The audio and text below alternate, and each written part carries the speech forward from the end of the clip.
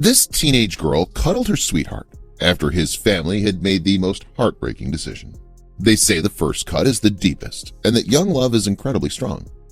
Once teenager Stephanie Ray was done cuddling her boyfriend, however, she was faced with a terrible reality, and as a result, she had to make an impossible choice. The heat wave of summer 2018 touched almost every region of the UK, including Wales. So it's not surprising that 16-year-old Blake Ward decided to go out for a swim in the sea one day. At the time, he was visiting the town of Tywin of Gwynedd on a family trip. Blake and two other teenagers from the same family had gotten into the water to try and cool off, but they soon ran into problems. You see, a strong current caught them and swept the teens out away from the shore. Yet it wasn't clear at first that anything was wrong.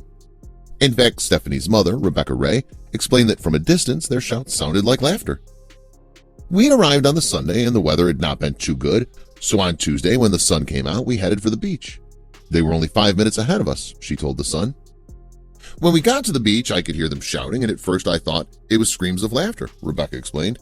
Then I said to my sister, "Are they in trouble?" We dumped everything and ran over to the rocks. By the time the women got there, however, the teens needed more help than they could give. Consequently, the young swimmers had to be pulled from the water by Royal National Lifeboat Institution, RNLI, volunteers who administered CPR. Blake was then flown to Liverpool's Alder Hey Children's Hospital. Although Blake had coveted a military career, and he's been in very good shape, he hadn't been a good swimmer. And tragically, his turmoil in the sea had left him with severe brain damage. So as his family stood next to his hospital bed, they had little hope of him surviving. His mother and father had not taken the trip to the beach with the other family members and had not been there to witness the tragic events. They subsequently hurried to be by their son's bedside.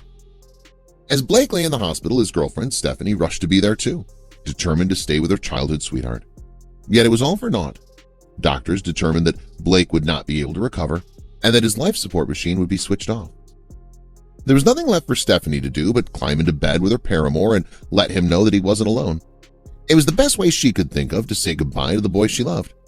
Someone captured the tender moment on camera, and afterwards the picture of the young lady in the hospital bed letting her boyfriend go was shared widely. A subsequent Facebook post from Stephanie described Blake's passing.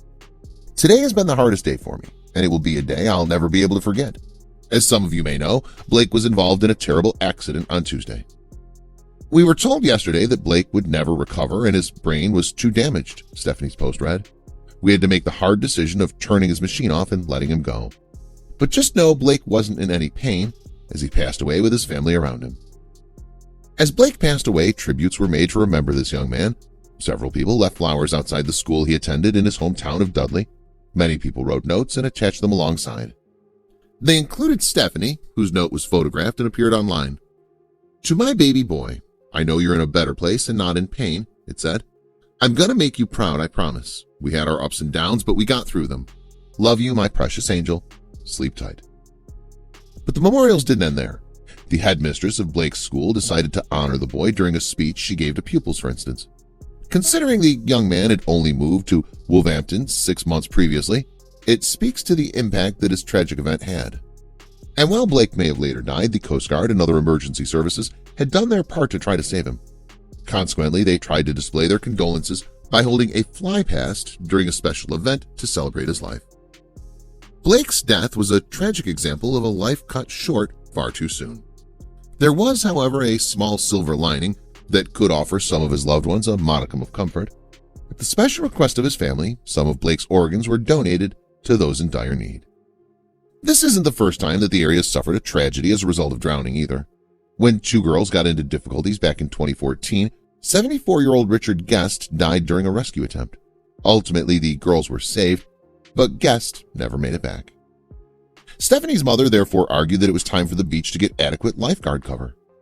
"We can hope that lessons can be learned from this," she told Cambrian News. "We hope it will help to get the proper people onto the beach so this will never ever happen again." That being said, it doesn't look likely that the beach will be monitored more closely. The local council insists, in fact, that the funding isn't available to bring RNLI lifeguards to the beach in question. A crowdfunding page for Blake's wake promises, however, to use any excess as a donation to the air ambulance and others.